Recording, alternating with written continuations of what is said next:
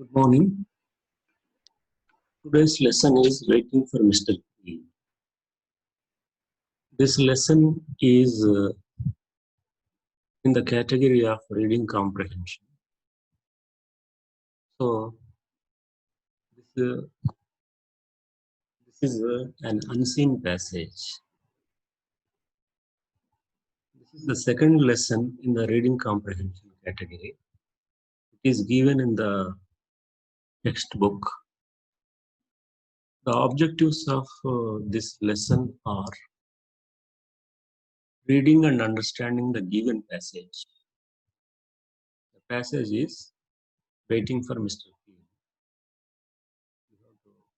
We have to read that passage and understand that passage so that you can read and understand an unseen passage and answer the question. The second objective is answering the question set on the passage.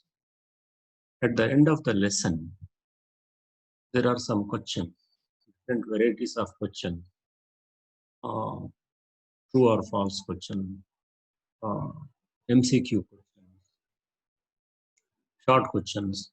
Such type of questions are set at the end of the passage. You have to answer those questions after carefully reading the passage and comprehending the passage, understanding the passage. Next objective is learning the new words and expressions used in the passage. So in this passage, you are going to learn some important and new words and also some expressions, idiomatic expressions, phrasal verbs, and such expressions. The fourth one is imbibing the spirit of cleanliness. So this lesson is about the cleanliness, neatness in the society. So to promote this cleanliness of our neighborhood, our surroundings, that is the main objective of this lesson. So reading and understanding the given passage, answering the questions set on the passage, learning the new words and expressions used in the passage, imbibing the spirit of cleanliness. These are the objectives.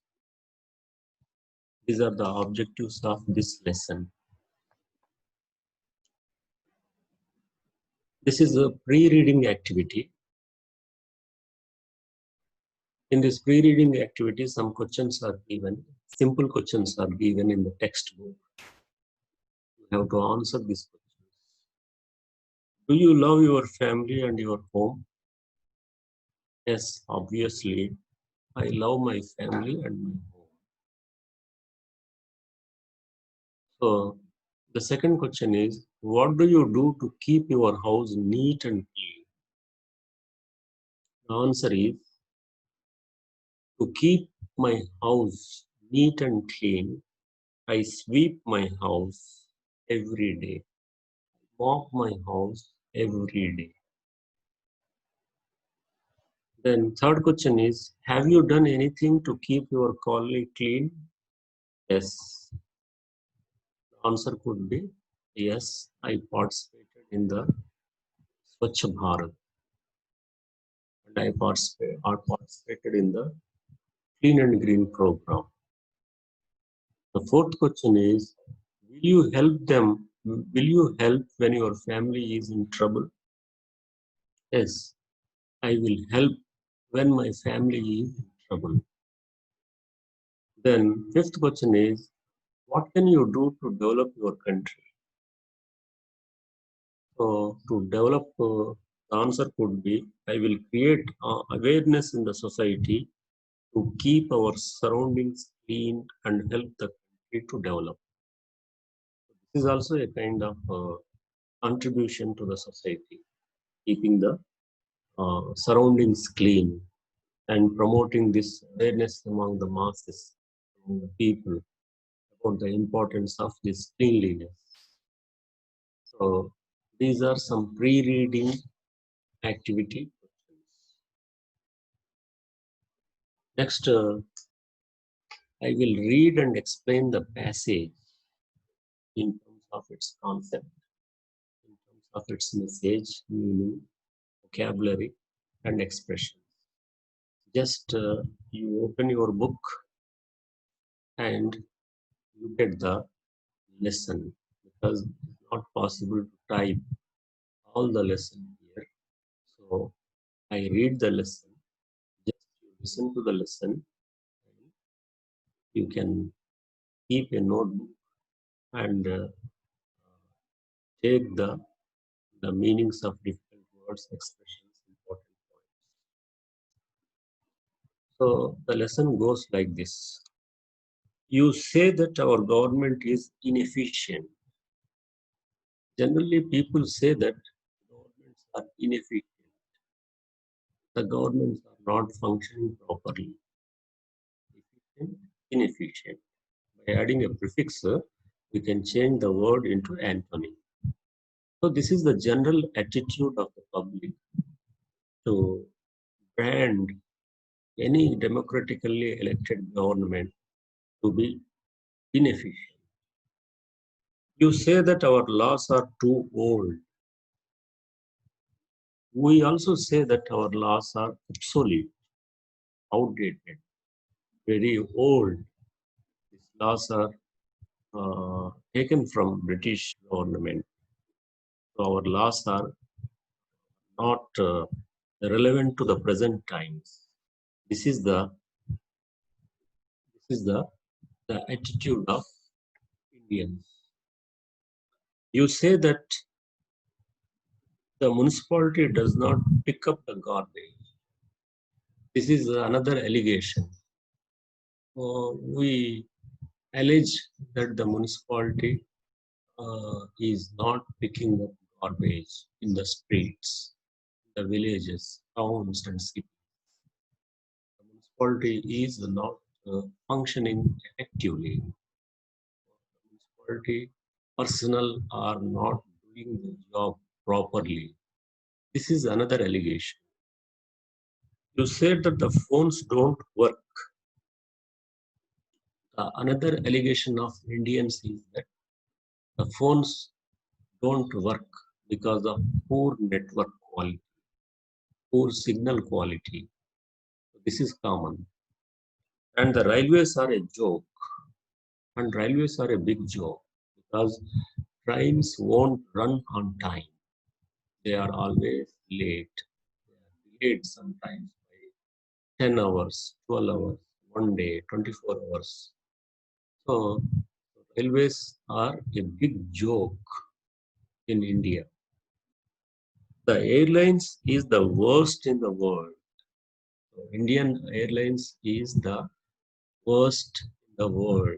People say, generally, the people say, because their services are poor, the flights are delayed inordinately, and the services offered in the plane at the airport are very poor, and they test the patience of the people, the customers.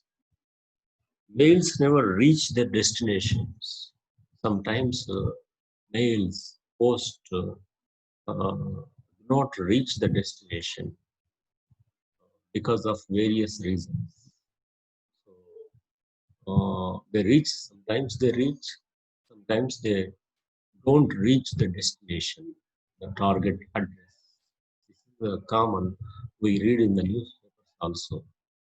Sometimes we read in the newspapers that a letter is posted and it reached after 5 years, 10 years, after 1 year, like that. You say that our country has been fed to the dogs and is the absolute pet pits. You say that our country is fed to the dogs. It means nobody can save this country and is absolute pits. So it is absolutely in disorder, in disarray, and it is out of control, and systems are not working in the coordination, and people are not happy with the systems and organizations. apartments because of all these things. In Singapore, you don't throw cigarette butts on the road or eat in the stores. Singapore is a small country, very developed country. In Singapore, you cannot smoke in public places. You cannot throw a cigarette butt. A cigarette butt means the end of the cigarette. You cannot throw cigarette butt on the road. Eat in the stores. You cannot eat in the stores, departmental stores. Prohibited. Prohibited.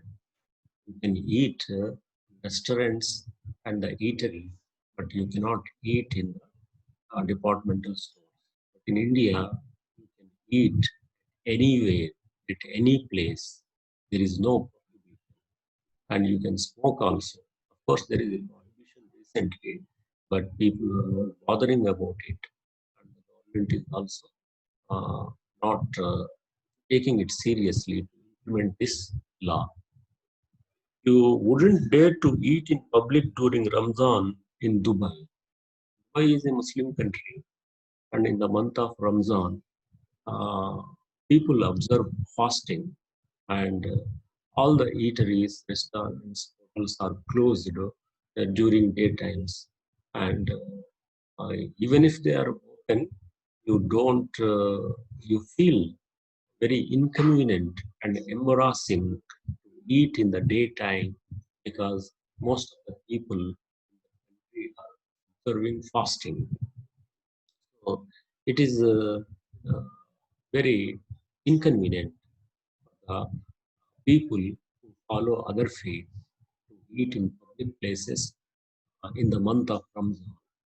So that's why people don't dare to eat in the daytime uh, in restaurants and hotels and eateries because of the month of Ramzan. It means others have to respect the faith of uh, people of that country. You would not dare to go out without your head covered in Jeddah. In Jeddah, Jeddah is also Jeddah is in Saudi Arabia, a city, seashore city. In Jeddah, you cannot go. A woman cannot go without covering her head with scarf because Islam. That is also Islamic country. So the Kingdom of Saudi Arabia is also Islamic country. Jeddah is the Kingdom of Saudi Arabia, and the religion of the people is Islam. And almost all the women wear hijab, uh, and they cover their head with scarves.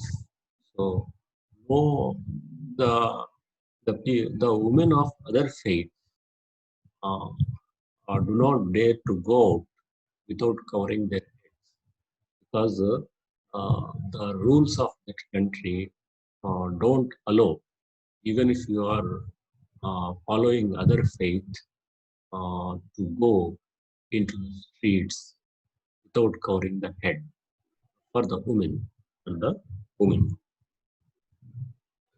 You would not dare to buy an employee of the telephone exchange in London at £10 a month to see your calls are billed to someone else. So here in London, you cannot bribe a telephone employee to transfer some of your bills to another person by bribing the telephone employee. Here in India, we can manage uh, we can manage to reduce our telephone bills, the landline bills, by bribing the telecom department people. It generally happened in those days when the landlines are very popular. Before the advent of these mobile phones, the landlines are very popular, and landline bills are some people manage to buy, bribe to the telecom department people and got reduced their bill, and some of the calls are transferred into the bill of the other people, the gullible people, gullible customers. So you cannot do in London, you cannot do this thing in London. Whereas India, it is possible. You would not dare to speed beyond 55 kilometers per hour in Washington and tell the top traffic cop, do you know who I am? I am so and so's son. In Washington, you cannot exceed the speed of 55 kilometers per hour. And if you exceed that speed, if the traffic cop stops you, you cannot tell, I am uh, I am the son of a minister. I am the son of a senator. Uh, do you know who I am? I am so and so. I have connected with a higher up. So in India, it happens. So in India, you can drive even in towns and cities exceeding the speed limit. If a traffic constable yeah, stops you, sometimes some people threaten that traffic constable, saying that I am so and so, I am the son or brother-in-law of the minister, and by that way they can threaten and they can get away without any punishment. It happens, but it will not happen in the Washington because there the rules are very strict. Then take your $2 and get lost. Here we say to the traffic constable, if you do not have papers, if you exceed the speed limit, take this 200 rupees, take this 500 rupees, take this 100 rupees, and get lost. You cannot say like that in Washington. Take these $2, get lost. Bucks means dollars. Here in this context, dollars, uh, money or amount. Buck, bucks means $2. Okay. You wouldn't chuck an empty coconut shell anywhere other than the garbage pail on the beaches in Australia and New Zealand. There are many beaches in Australia and New Zealand. There are many beaches in India also. In India, we we throw garbage and everything on the beaches, and we don't maintain any responsibility. We don't feel any responsibility, and we throw away all the polythene, all the shells anywhere on the beach. But in Australia and in New Zealand, you cannot do it. You cannot throw. Chuck means you cannot throw a empty coconut shell on the beach. You have to throw that empty coconut shell in a garbage bin where at the allotted place. You cannot throw it anywhere. If you throw other than the garbage bin, you will be fined. You will be booked a case. They will book a case on you. So it becomes an issue legally. But here in India, there is no such thing. There is no control. People spoil the beaches with all the eateries, all the polythene covers, all the rubbish on the beaches. But it will not happen in Australia and New Zealand. Why don't you spit porn on the streets of Tokyo? Tokyo is in Japan. In the streets of Tokyo, you cannot spit on the streets. You cannot spit in the public places in Tokyo, in Japan. It is a crime. But here in India, people spit everywhere. People urinate everywhere. So there is no control mechanism and there is no awareness among the citizens. That is the one place because of irresponsibility, because of selfishness, because of perverted thinking, because of disregard for surroundings and cleanliness. People spit everywhere and sometimes uh, pass urine on at the corners of streets also. So it doesn't happen in Tokyo. If you do that in Tokyo, you will they will book a case on you. Right. Why don't you use examination jockeys or buy fake certificates in Boston? Boston is in America. Here in India, we hire examination jockeys. That is a kind of impersonation. So there is some competitive exams for a job. So you can hire a knowledgeable person by bribing him, and that person will write the exam for you. That is the impersonation. That commonly happens in India. And in Boston, in America, that is very difficult. Impersonation is very difficult in the examinations. So all sorts of malpractices take place in the examination system in India.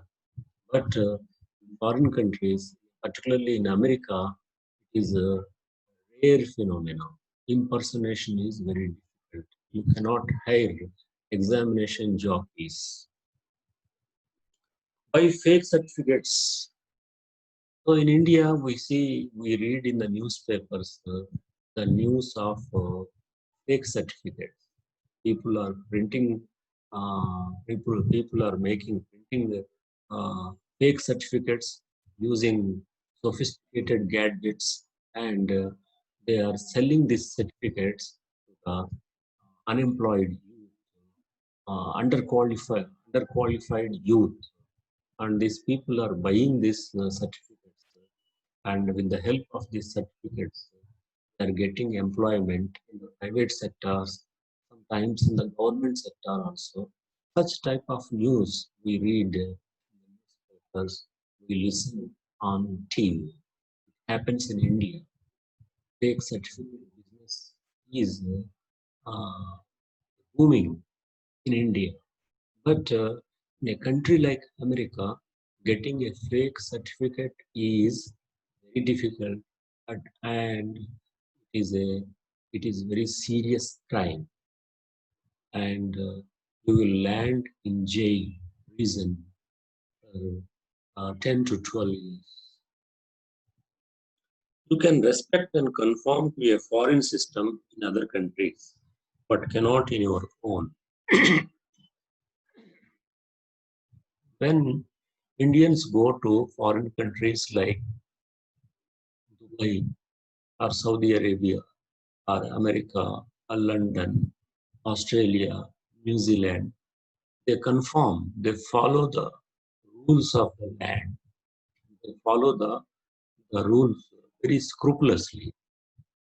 But back in India, the same people, they don't have any respect for the rules, and they take these rules very, very taken for granted. They take for granted. So this attitude is very alarming, and you can find this attitude among the people. Why can't you be the same here in India? When you are following the rules very scrupulously in other countries, why don't you follow the same rules here in India, back in India? When you are in India, when you are in America, when you are doing some job and you are following the rules of that country, very, very carefully, scrupulously, highest regard or fear, out of fear or out of regard. But when the same person comes to India, he doesn't care the rules and regulations, and he or she breaks all the rules and regulations here in India. Why this dichotomy? Why this differentiation in the attitude towards the rules, towards the legal system? So this is a question of debate, lesson. We go to the polls to choose a government, and after that forfeit all responsibility.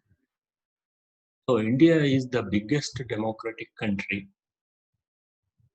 and we go to the polls after every 5 years. We choose the government. We cast our votes. We choose the government. After casting our vote, we forfeit all responsibility. We feel that we have fulfilled all the responsibility. Now it is the responsibility of the governor to look after the society, everything. This is not true. So forfeit means forego. Forfeit means forego. So this is the responsibility of the citizens also, not only the government, but also the citizens also.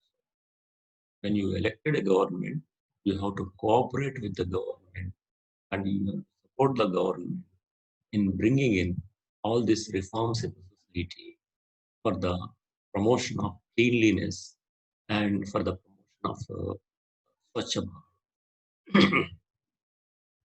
We sit back waiting to be pampered and expect the government to do everything, whilst our contribution is totally negative. We just sit back and watch the news on TV. We just sit back and read the news in the newspaper to be pampered. So we feel that government should pamper us. Government should do us utmost respect, but we don't do anything to support the government. We expect the government to clean up, but we are not going to stop chucking garbage all over the place, nor are we going to stop to pick up a stray piece of paper or throw it in the dustbin. So we don't take responsibility. We don't throw the garbage, the, the garbage bins. We throw the garbage everywhere. Even if we see garbage on our way, we don't bother about it. So this callous attitude is something that has to be changed among the people. So then we expect the railways to provide clean bathrooms, but we are not going to lend the proper use of bathrooms. We expect, you know how the bathrooms, washrooms in the railways, they are stinking and they are unclean. It is not possible to use the bathroom because of uncleanliness. Who are spoiling these bathrooms? Passengers themselves. The same passengers demand the railway department keep the bathrooms neat and clean. But the same passengers, they don't use water. They don't keep the bathrooms neat and clean. They don't feel responsibility, and they feel it is the responsibility of the railway department. Then we want the airlines, Air India, to provide the best of food and toilets, but we are not going to stop pilfering at the least opportunity. Pilfering means stealing in small amounts. So when you travel in Air India and you complain that the food is not good, the food is not fresh, the food is not tasty, so like that, there is no variety in the food, you allergy. But whenever you get an opportunity, you steal the food, you steal the spoons, you steal the magazines, everything. You pilfer. Whenever you get an opportunity, you steal. So this attitude is very bad. Even the educated passengers who travel in the aeroplanes and flights are highly educated, and they are high positions, but they resort to this pilfering of objects, food, whenever they get an opportunity. They steal in small amounts whenever they get an opportunity. This applies even to the staff that is known to pass on services to the public.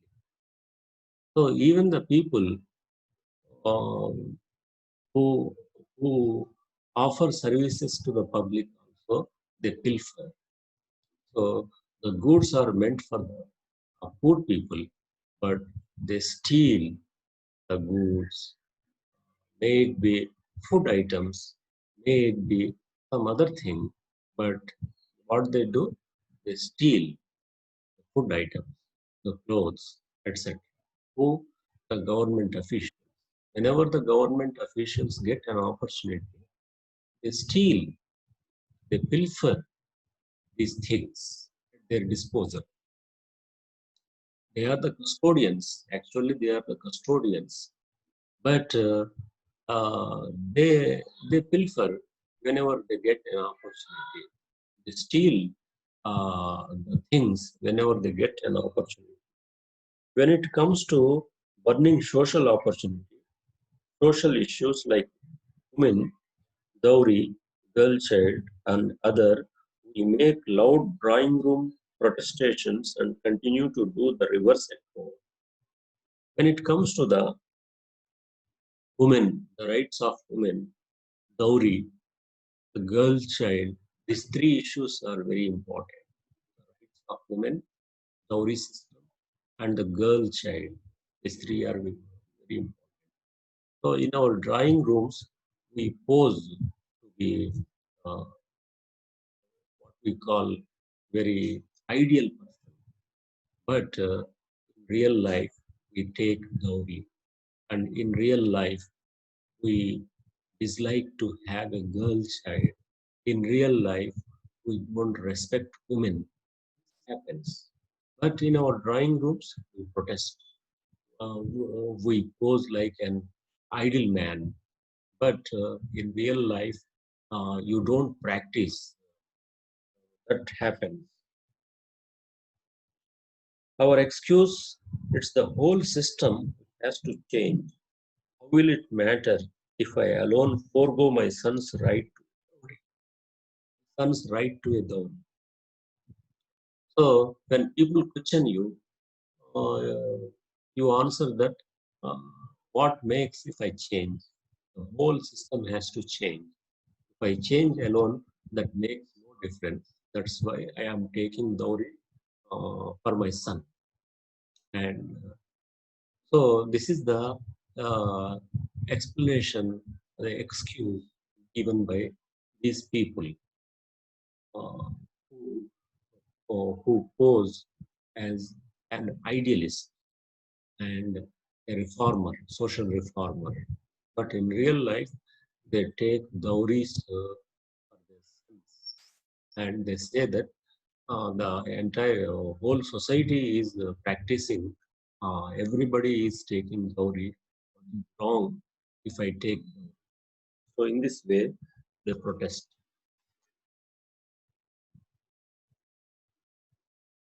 So who is going to change the system? This is a $1 million question. Who is going to change this system? What does a system consist of? Who are the members in the system? You and I are the members in the system. All the citizens are members in the system. So we have to change ourselves. The change should begin from us. The change should begin from me. The change should begin from you. So very conveniently for us, it consists of our neighbors and other household and the cities and other communities and the government. For us, the system means our neighbors The other people, other society, other people, not us.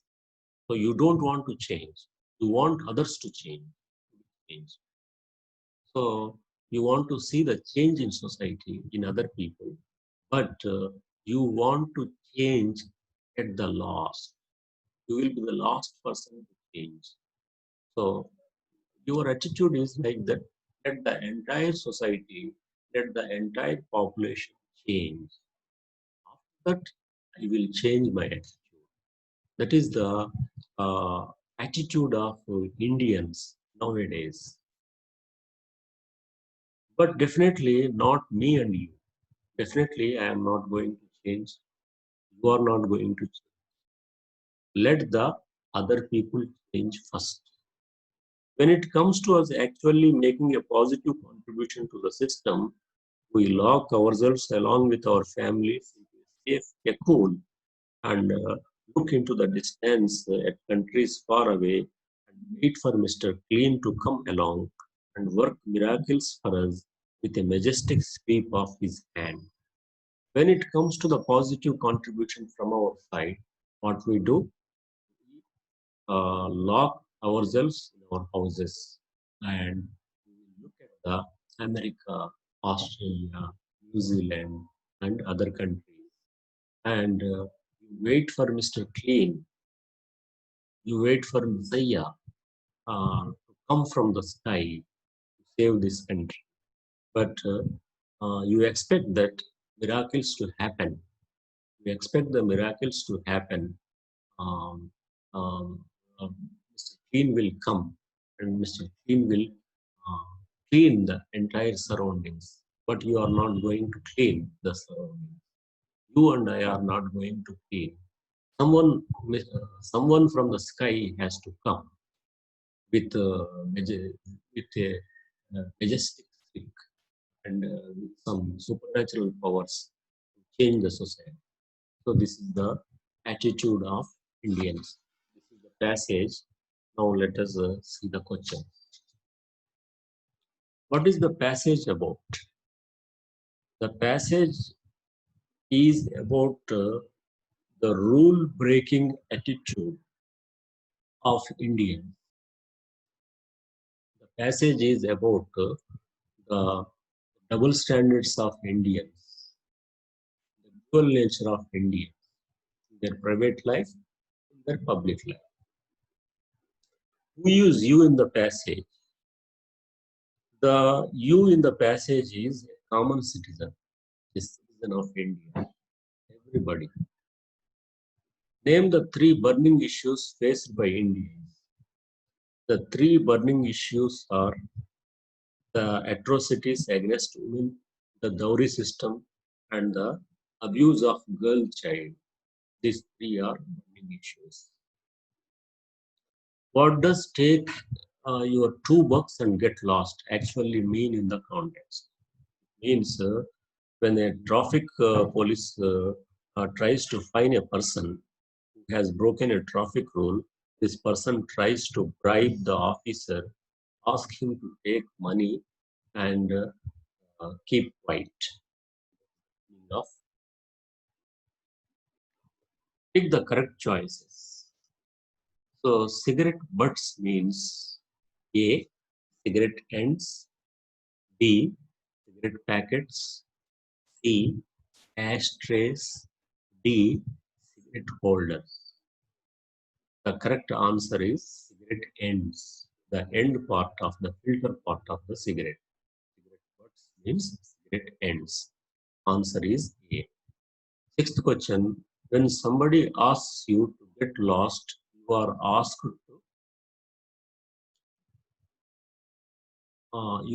to A, shut your mouth, run around, sit down, move away. Get lost means move away, go away, please go away. Get lost means an abusive term, a negative term. It means go away from the scene. Next, use synonyms to the following. Chuck, Chuck, chuck means throw. Next, conform. Conform. Next, conform. Conform means comply. Forfeit. Forfeit means surrender, forego.